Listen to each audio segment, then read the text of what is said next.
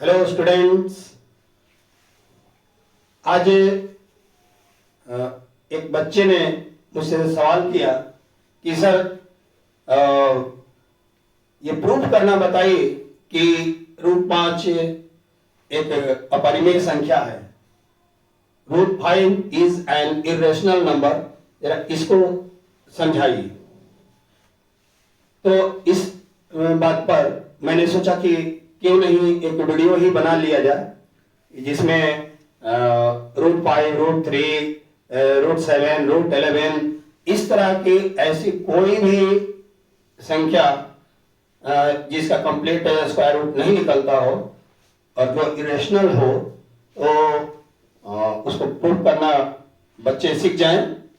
तो इसलिए आज हम लोग देखेंगे √5 इज एन इरेशनल नंबर कैसे प्रूव करते हैं।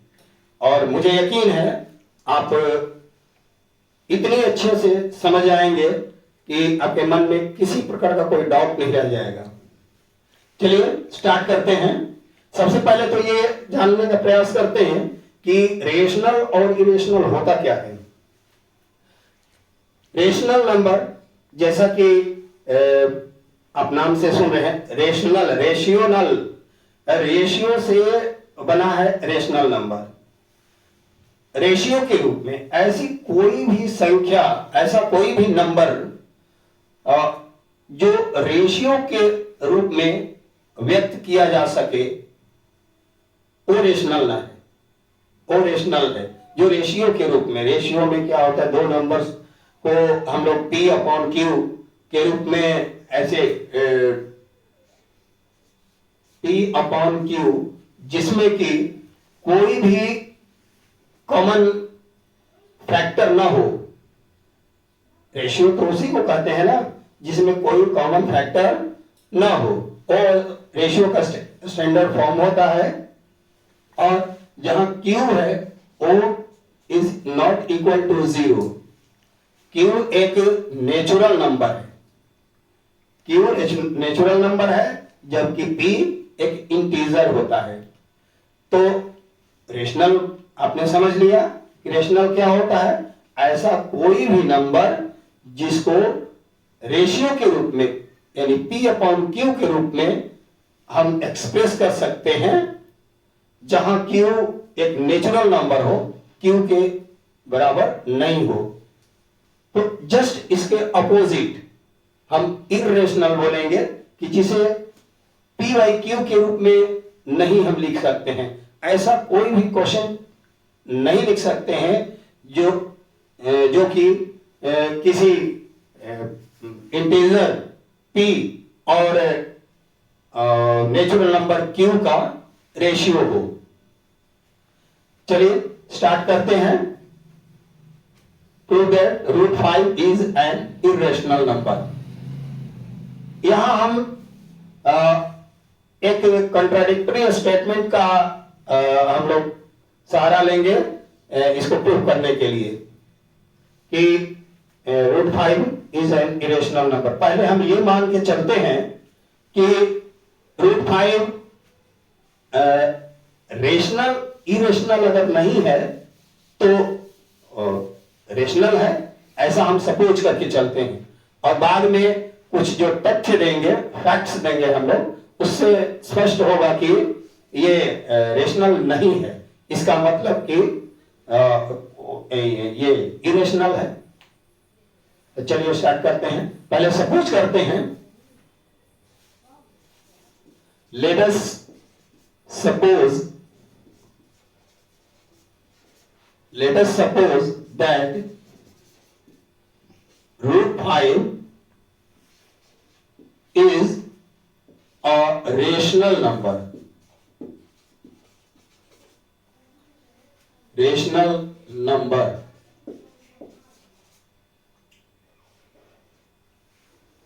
√5 is a rational number. पहले हम ये मान के चलते हैं रेशनल नंबर है।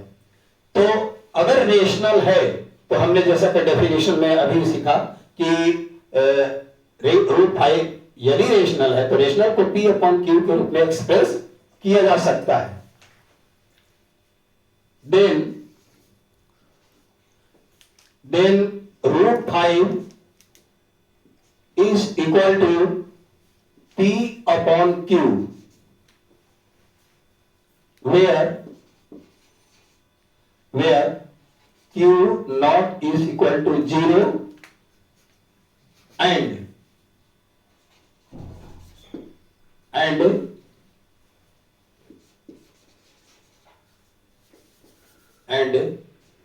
P and Q both are co-prime numbers.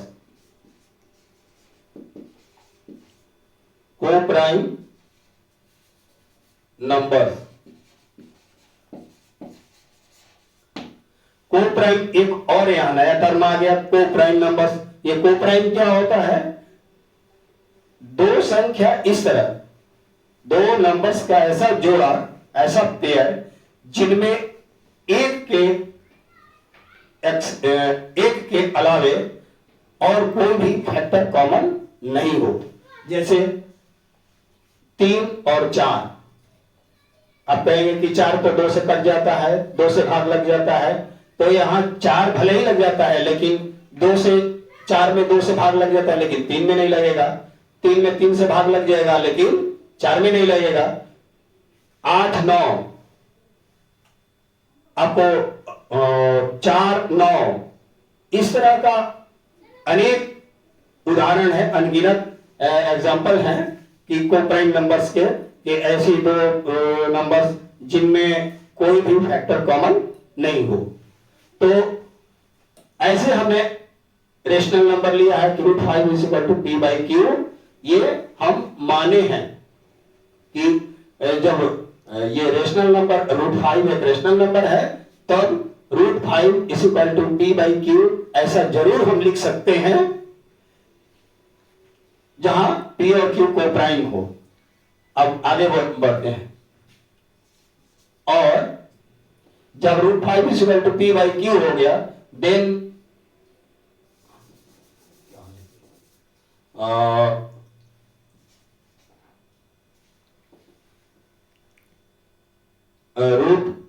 Root 5 q is equal to P.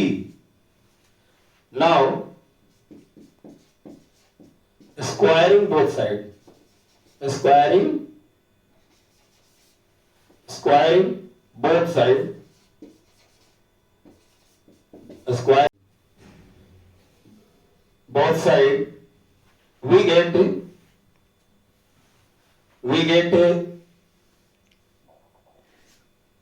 5q square is equal to p square. Squaring both sides, 5q square is equal to p square. That's imply, इसका मतलब ये है कि 5 is a factor of p square.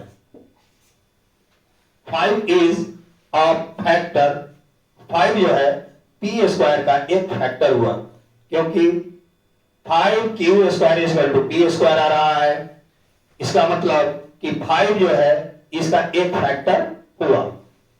अच्छा, एक numbers के prime theorem के अनुसार हम ये भी कहेंगे कि दैट्स इंप्लाई कि 5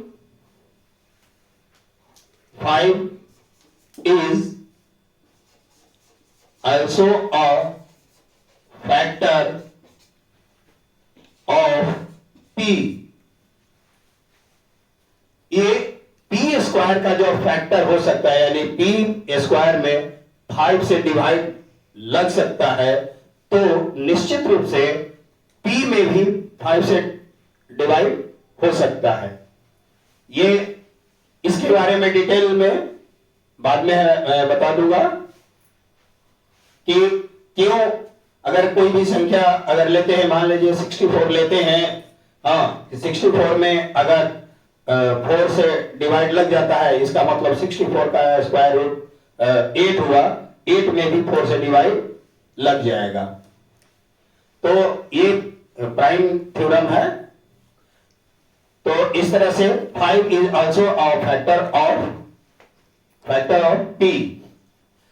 अब p का एक फैक्टर 5 है, लेकिन p के बराबर कब हो पाएगा?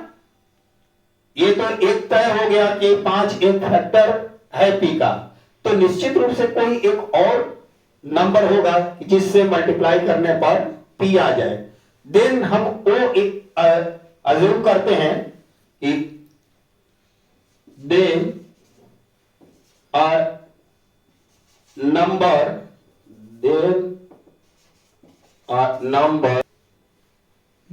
ठीक है। यहां थोड़ा स्पेस कम मिल रहा है, आप स्क्रीनशॉट ले लेंगे, तब तक इसको इरेज करते हैं।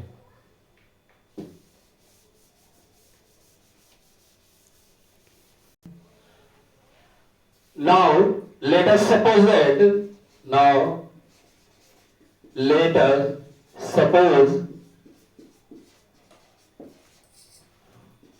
that a number m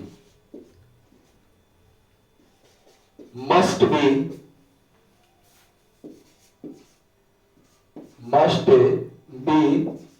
there so that 5m is equal to t। अभी जस्ट अर्लियर हमने अभी देखा था कि क्योंकि 5q square is equal to t square था, तो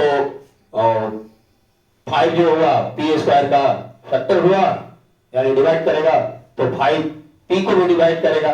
जब पी को डिवाइड करेगा तो निश्चित रूप से कोई एक ऐसा नंबर m अपने से एज्यूम कर सकते हैं, कुछ भी हमने m माना है, आप r s t b a b c कुछ भी एज्यूम कर सकते हैं।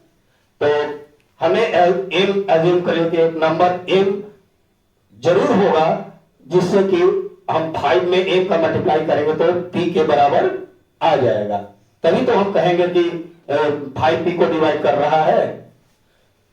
तो 5 इज इक्वल टू p। अब put the value of p in the above equation। above equation क्या था? हम लोग लिखे थे 5q square is equal to P square, यही इक्वेशन था। अब इसमें हम लोग p के जगह पर 5m पुट करेंगे और 5q square is equal to 5m whole square. ठीक है, समझ गए? और 5q square is equal to 25m square. अब 5 से 25 कटा देंगे और q square is equal to 25 divided by 5m square, ये 5 5 या 25, that's imply q square is equal to 5m square. इसका मतलब क्या हुआ? यहां जो रिजल्ट आया इसको गौर से देखेंगे, ध्यान देंगे। q square equal to 5m square आया, इसका मतलब कि 5 जो है q स्क्वायर का एक फैक्टर है। 5 में m स्क्वायर से मल्टीप्लाई करने पर q स्क्वायर आता है, इसका मतलब कि 5q स्क्वायर का फैक्टर है। that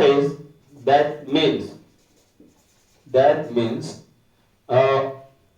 5 is a factor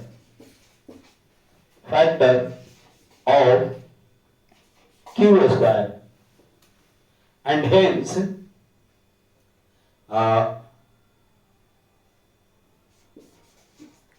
then 5 is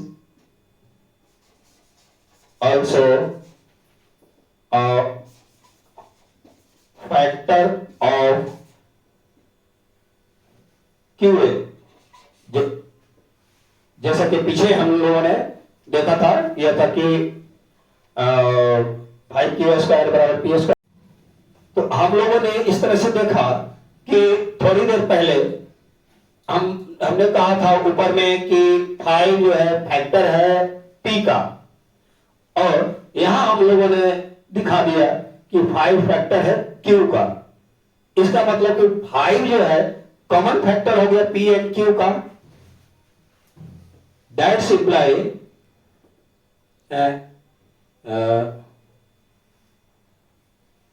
therefore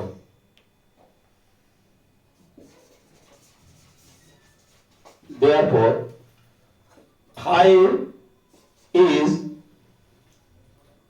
a common factor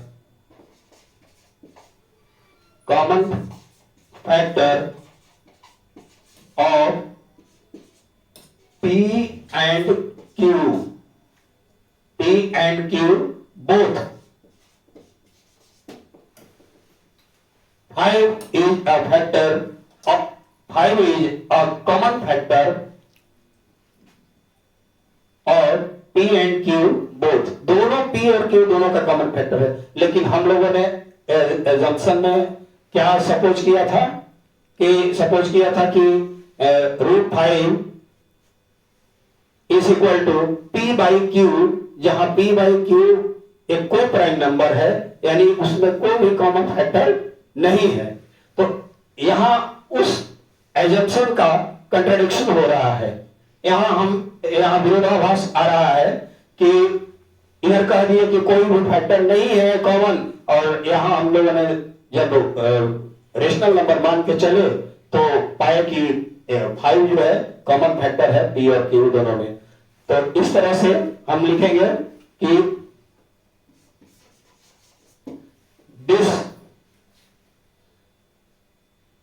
this is the contradiction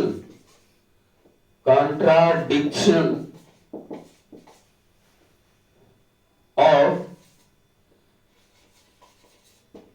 above statement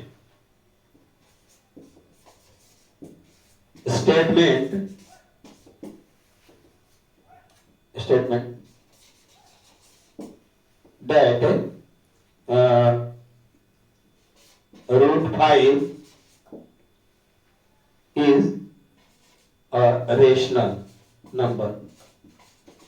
इस स्टेटमेंट का ये कंट्राडिक्शन हुआ कि 5 रेशनल नंबर है। तो जब √5 इज अ रेशनल नंबर, इसका कंट्राडिक्शन क्या हो जाएगा कि ये इरेशनल है। जब रेशनल नहीं है तो इरेशनल है।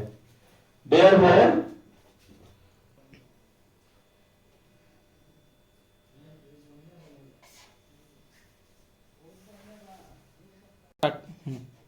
√5 is an irrational number।